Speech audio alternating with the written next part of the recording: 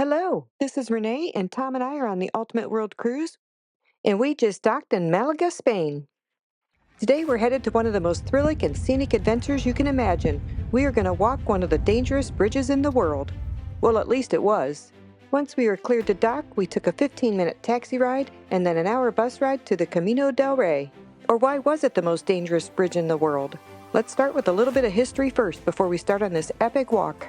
It was originally built in the early 1900s. It was constructed to provide access between the hydraulic power plants and two falls. First photo of construction of the service road between 1901 and 1905. And in 1905, they decided to upgrade it, and here's the second photo. The supply channel for the hydroelectric plant. Construction of the aqueduct bridge in 1903, where the water that was sent to the plant was used to generate the hydroelectricity energy. The aqueduct bridge being restored after a landslide that destroyed part of its wall. Bull Cave Bridge and Canal Spillway at the height of the 𝗨𝗟𝗏𝗧𝗜𝗍 Pit. The 𝗪𝗏𝗥𝗟𝗍𝗓 Reservoir Dam. The moment King Alfonso XIII deposits the last inaugural stone into the reservoir dam. A climber passed through one of the most dangerous parts and where most people have died on the first walkway. We arrived at the starting point, safety gear on, and here we go. This hike is about 7.7 kilometers long, with the walkway pinned along the steep walls of the narrow gorge. And now I'm going to explain to you why we know this place as one of the most dangerous walkway. What's happened on this place? And what's happened is that during the 17th, the electric company that managed all this place, they decided to abandon this water canal.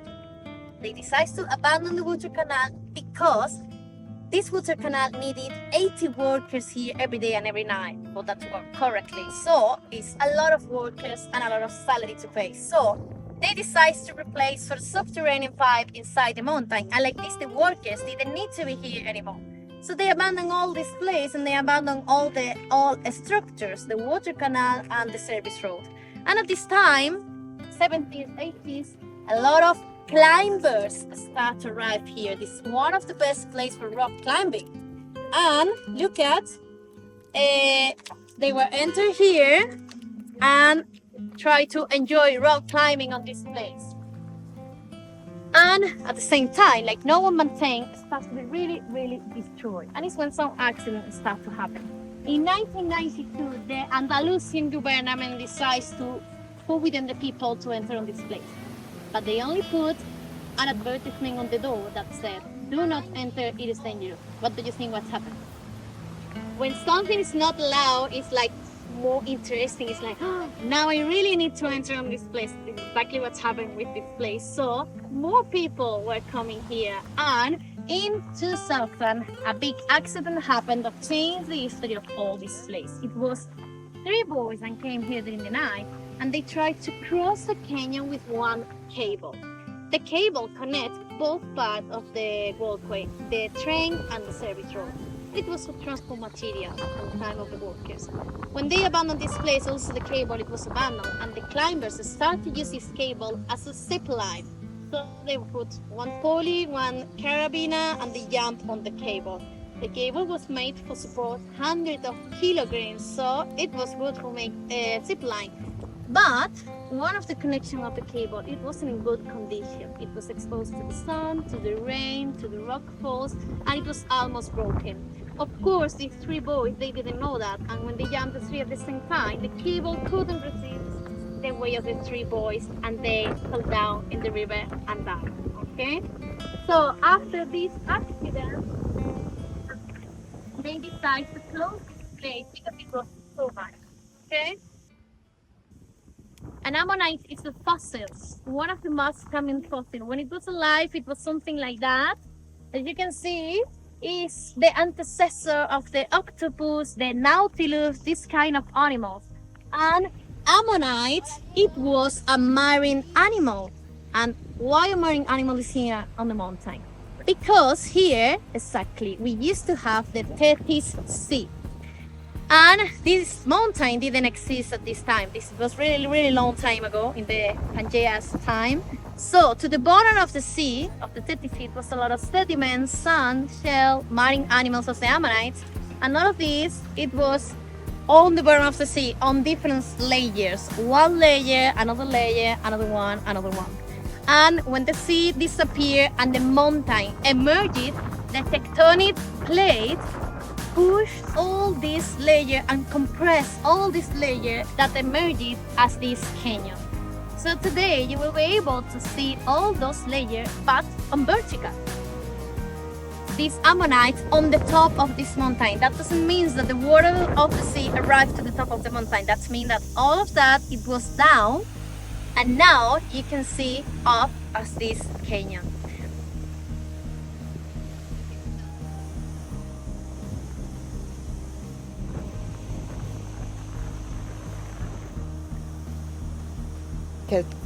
Over the years, the walkway deteriorated, and by 2000 it was closed to the public. Fast forward to 2014 and a major restoration project began. It reopened in 2015 equipped with modern safety features. It's a water canal.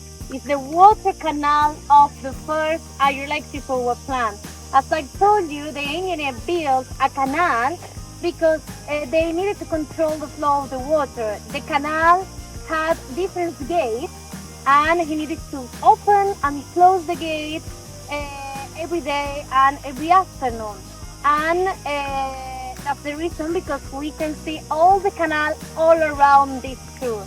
Because basically we are doing the same way that the workers did every day for maintain and for take care of this water canal. So basically this is the reason, because this place exists, for maintain and work inside the canal.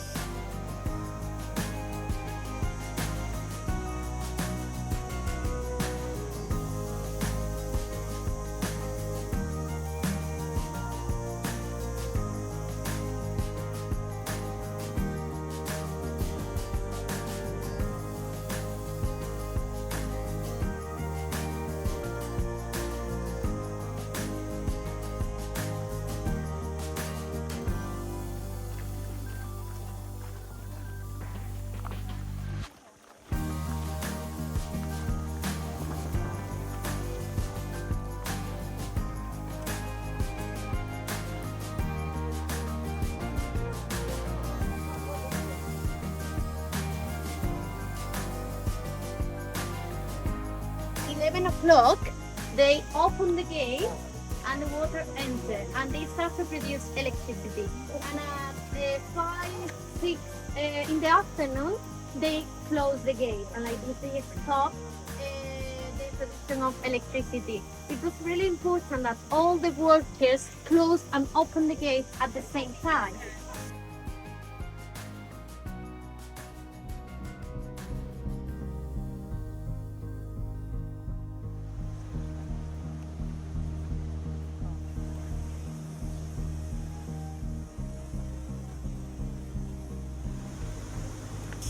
It's just there where the King Alfonso finished his visit. So that means that you already walked more than the king in his own pathway.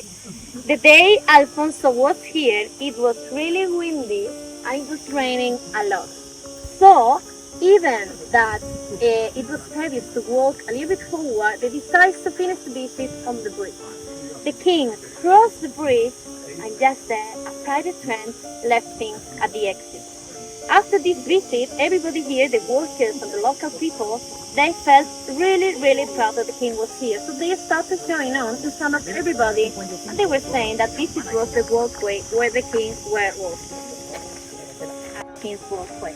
But two important things I need you to know is that this place, it wasn't built for a king, and the king never inaugurated this place neither.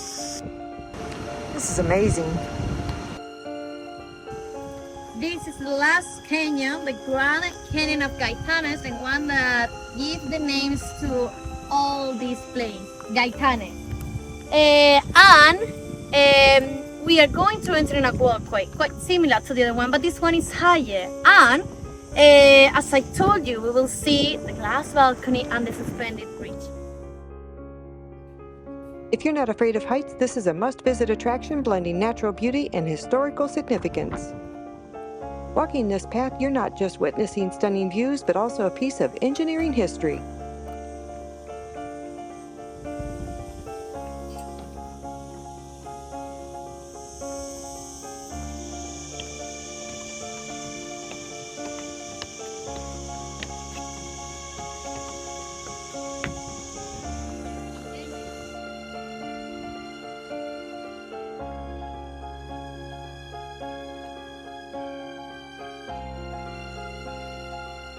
Comment below if you would take this walk and go to these heights. If so, why? If not, why not?